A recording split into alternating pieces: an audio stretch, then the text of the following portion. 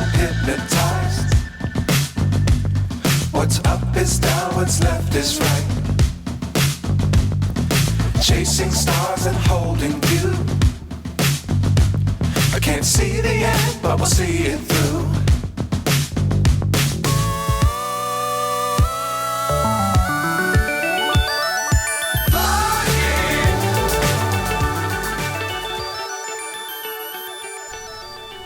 Alright, I'm here with my 2024 Kawasaki Ninja 500 SE 40th Anniversary Edition.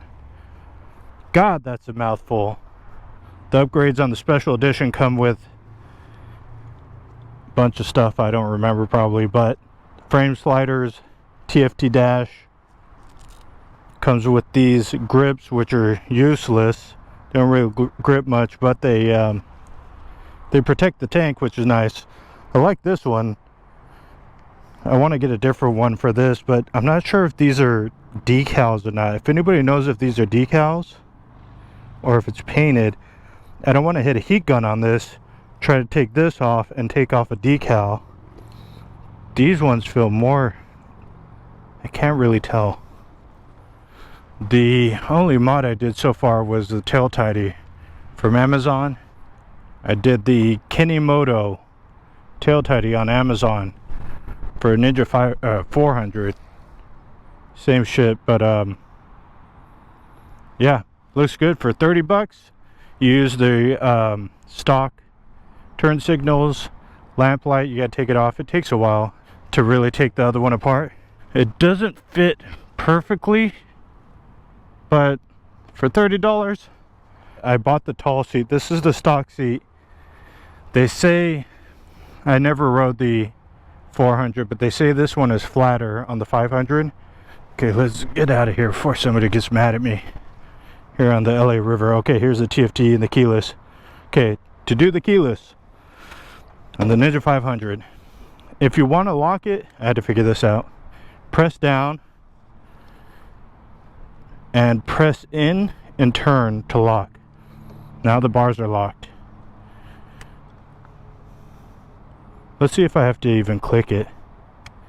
You might just be able, no, you can't just turn. You have to activate it first, then lock it.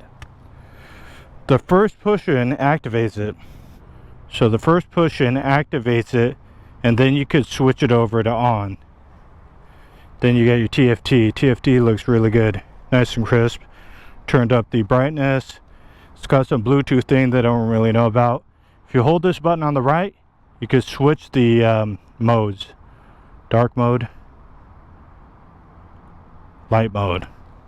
Like light mode. I tried the dark mode at night. Looks pretty good. But everything's crisp. Still breaking in, but I got 66 miles. Let's get out of here. Let's not fall over, fall down there while I turn around. Come on, nobody come. I'm not going to go off-road on this because I'm not Zach Quartz. I'm in Long Beach, California today. Just cruising around trying to break in the bike. And I thought I'd give you some impressions of my break-in situation and what I think of owning the bike so far. I can't give you too many impressions other than initial owner impressions because I bought this bike yesterday. Rode it, bought it, rode it to work. Now I'm out today breaking it in. I'm 6 foot, 32 inch inseam, 220 pounds. I fit really well on this bike. I test rode it. I have a video of a test ride I did at Laguna Seca, and I thought the legs were a little scrunched, but actually now riding this around on the stock low seat, it's really comfortable, really doable. It's definitely not like a 600 class sport bike. Yeah, I thought my legs were a little scrunched up, but they're actually not. 32 inch inseam. This is super comfortable. I'm wearing my big ass work boots, and it's great. The biggest change was you can adjust the shifter, your foot shifter, and it makes a world of difference. Alright, so here's how you adjust your shifter position. You take your 10mm wrench, get this nut, you go up to loosen it, and on this other one you also go up to loosen it, loosen the mat a little bit, and then you just spin this and you'll see your shifter raise or lower. It's really easy to just spin it by hand, and then you tighten it down. You might have to use pliers to hold this still when you do it. Mine were really tight, and that's it. After that, it's super comfortable. So like I said in my first ride video where I did the test ride, I'm an experienced rider. I've been riding over 10 years. Like I said, I have a K1600 and a Z900 RS. I've had several other bikes. I got this because honestly I was looking at getting a Honda Mucky. Then I was looking at the Groms. Then I started looking at 300 swaps on the Mucky. I was thinking that looks rad. That would be so much fun. When you start really looking into it, it does get expensive, time consuming, and for what you would pay for all that, you be in this. So yeah, I was looking for something light, flickable, fun, and here we are. And I think if you're getting a bike, you should make it as loud looking as possible. That's how I live my life. I was looking at the slip-ons to just get some sound, because I don't really care about performance in this as far as speed performance. I have fast bikes. This is never going to be a fast bike unless somehow you could put a turbo in it or something. This is not going to be fast. You're not going to get that much out of doing all that flashing and blah blah blah. You know, a 10% boost in performance is going to be 5 horsepower in this or under, and 5 horsepower is nothing.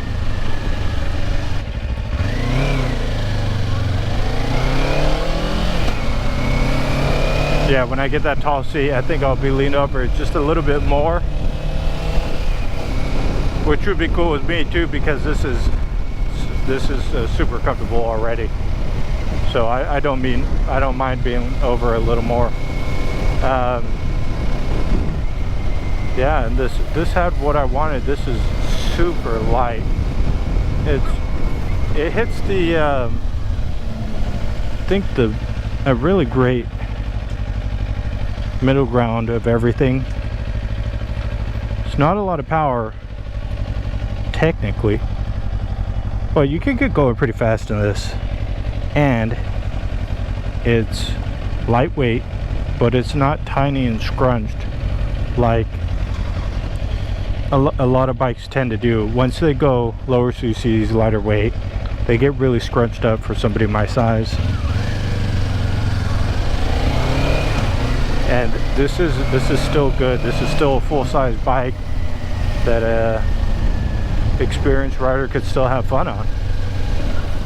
This is not just a beginner bike, although I think a lot of people feel that, and certainly have friends like that. You know. But yeah, it's just fun, and for the price, can't beat it. Got my blinker on? Why didn't somebody tell me? Oh yeah, I forgot I'm breaking into this bike. Gotta go through the rev ranges. Oh, see, like that. Man, it's so nice and flickable. Oh, look at this bad boy right here. Is that a PT Cruiser? Oh, this one too. We just went through Belmont Shore in Long Beach, and this is considered Belmont Heights right here.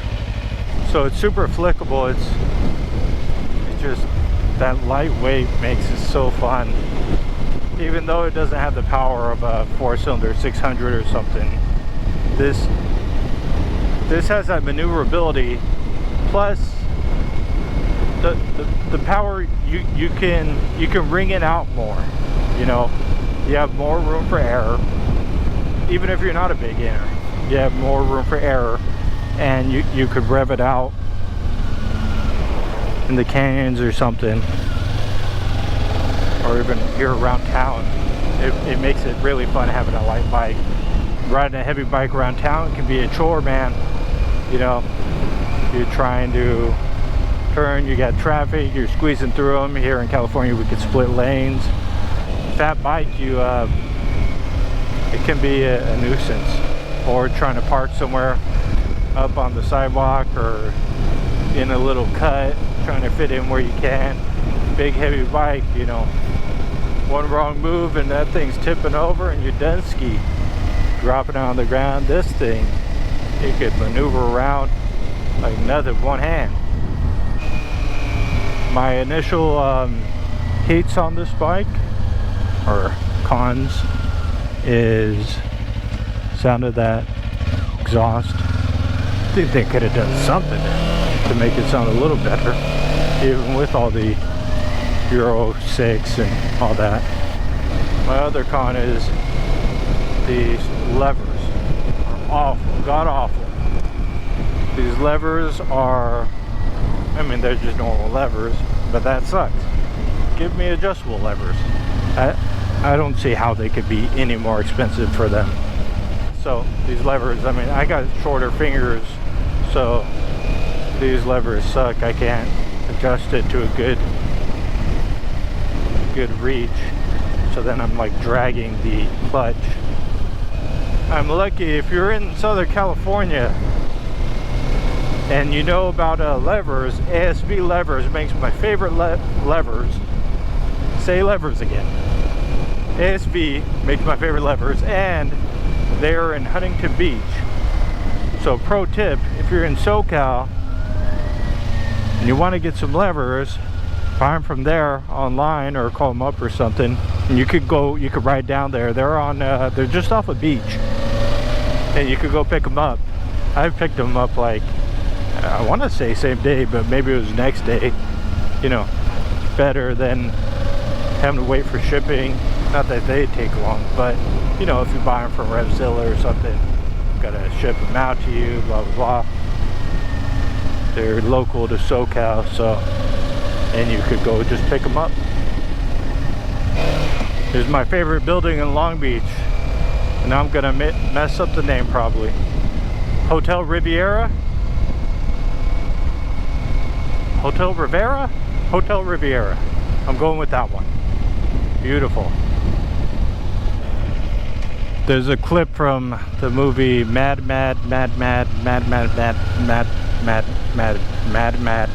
World, and it's an old movie, and they're racing cars through here. This is downtown Long Beach. They're racing cars through here, and you can see how much it's changed since then.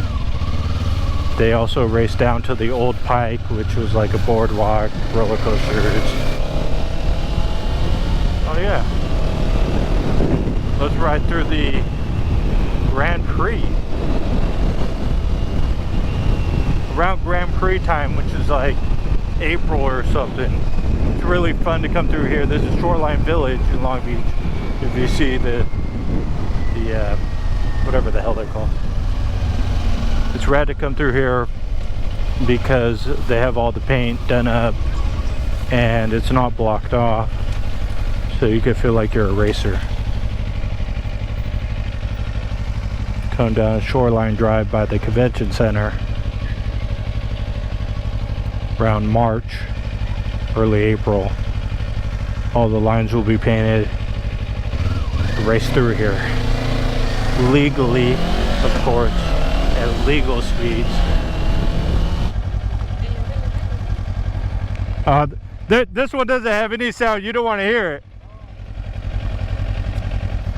See, you let the kids down. You try to buy a 500cc bike. Kids want to hear it. Sounds like junk. and they go home and cry. Shit.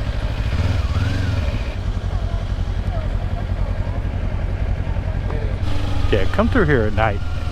This is awful. But this is the funnest part. Not now. You could really get down and drag your knee around this thing, but too much traffic. Oh, bubbles. Gotta catch them. See it through. Catch them. No.